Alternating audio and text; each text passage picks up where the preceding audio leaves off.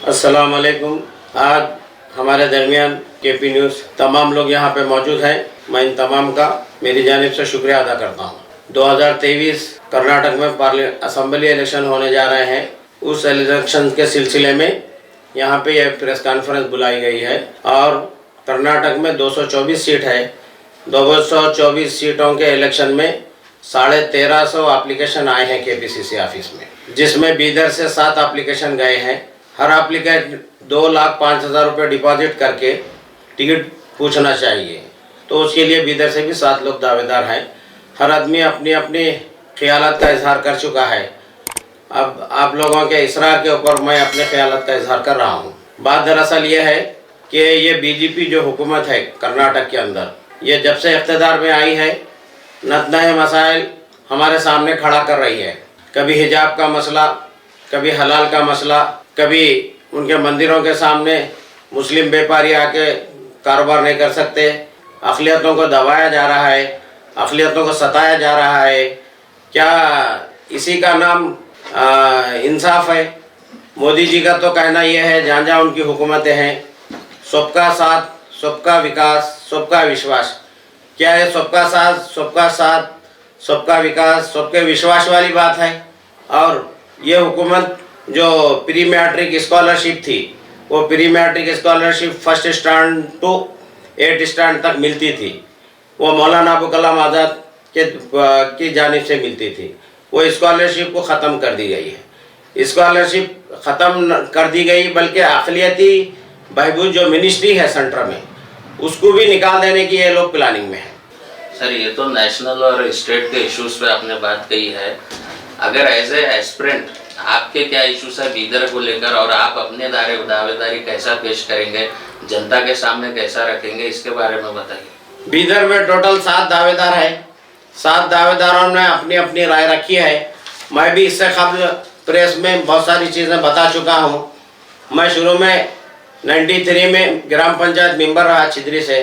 वहाँ पे पानी की जो दिक्कत थी उसको दूर करा के जो भी वहाँ के बुनियादी ज़रूरतें थे उसको हमने तकमील कराने की कोशिश की थी। साबिक़ में हमारी मेहराज पटेल यहाँ से मिनिस्टर थे और रत्ना प्रभा यहाँ से डीसी थे। उनके साथ उनके पास जाके नुमाइंदगी करके हमने उन मसाइल को हल करने की कोशिश की थी। उसके बाद मैंने ज़िला वक्फ कमेटी में मेंबर था। मेंबर रहते हुए जो खबरस्तान में जो इंक्रोचमेंट चल रहा था, उसके लिए मैं इंक्वायरी वक्फ कमीशन में एप्लीकेशन दिया था। 3 मकामात पे मैंने इंक्वायरी वक्फ कमीशन भी बिठा दी थी। अब वो बाद में वो लोग बर वक्त पैरवी ना करने की वजह से वो इंक्वायरी वक्फ कमीशन में खातिर ख्वाह फैसला नहीं आ सका।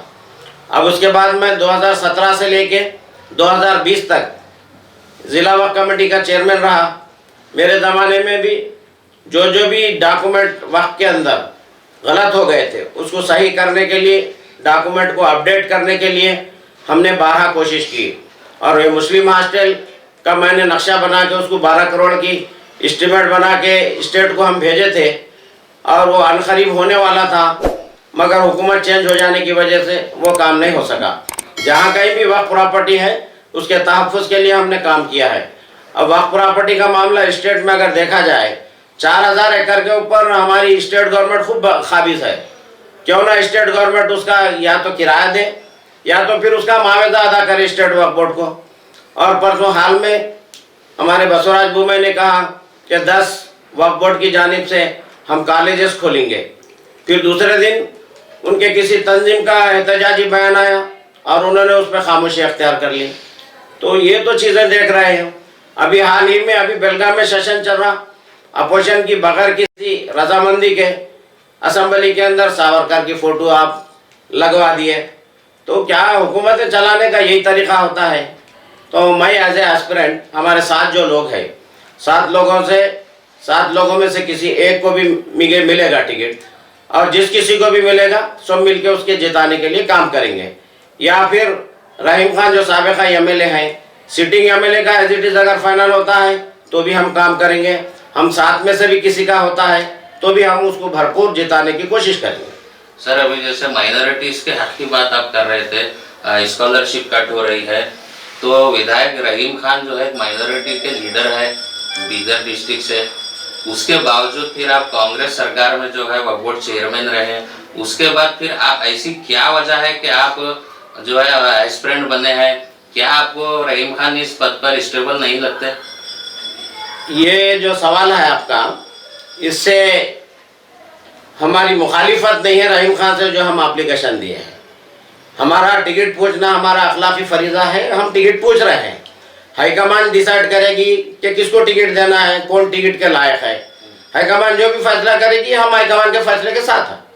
अगर हाईकमान सर ये फैसला करती है अगर रहीम खान को ही टिकट मिलता है तो फिर क्या आप लोग जो एस्पिरेंट्स है क्या उनको सपोर्ट करेंगे? बिल्कुल सपोर्ट करेंगे, कोई सवाल ही नहीं पैदा होता नहीं सपोर्ट करने का। और सर इसके अलावा भी सर जैसा अभी बीदर के इश्यूज है उसको लेकर सर आप अगर आपको अगर टिकट मिलता है कांग्रेस से तो फिर आप बीदर के लिए आपने क्या सोचा है, आप क्या करेंगे सर? बीदर के जो बुनियादी मसाइल हैं उसके ऊपर फोकस किया जाएगा।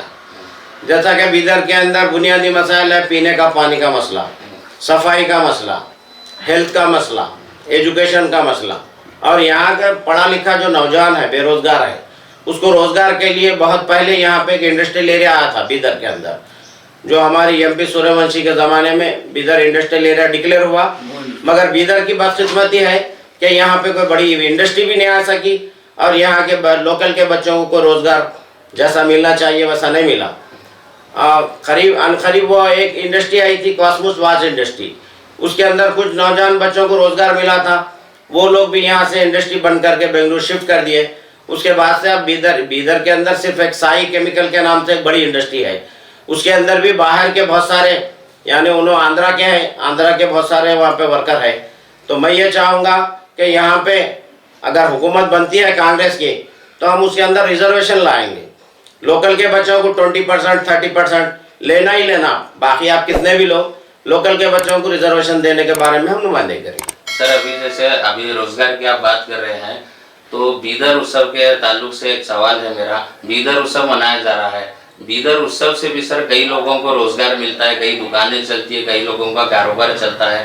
तो एज ए एस्पिरेंट सर आपका क्या ओपिनियन है कि बीदर उत्सव होना चाहिए या नहीं होना चाहिए, एक पॉलिटिकल स्टंट है सिर्फ?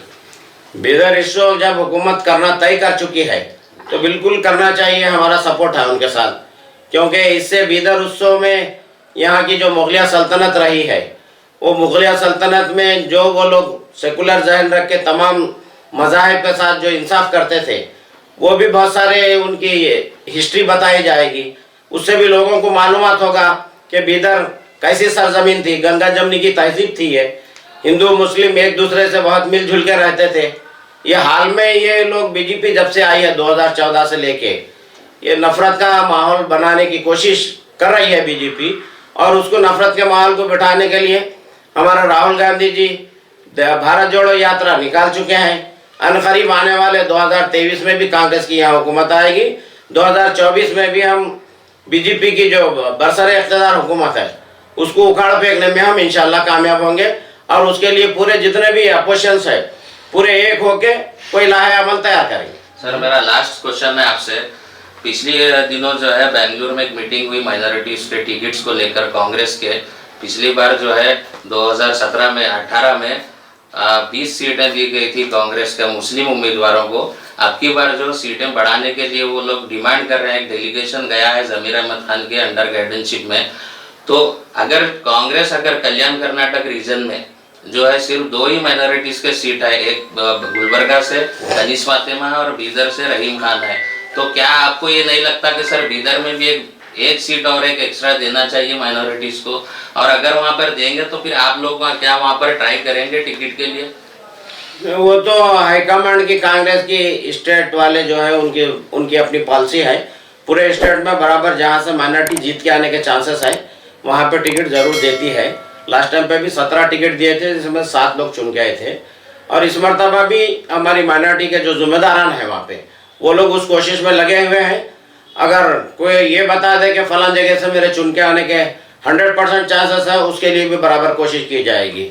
बेंगलुरु में इसी तरह जाफर शरीफ के पोतरे को टिकट दिया गया था, वहाँ पे सिद्धरामैया सीएम थे, सीएम रहते बावजूद जाफर शरीफ दिल्ली से जाके अपने पोतरे के लिए टिकट लाए, मगर वो क्या अपने पोतरे को जिता सके? जीतना भी इम्पोर्टेंट है, टिकट लेना इम्पोर्टेंट नहीं है। विनिंग चांसेस इस मरतबा जिस किसी के है उसको ज़्यादा कंसिडर करेगी केपीसीसी।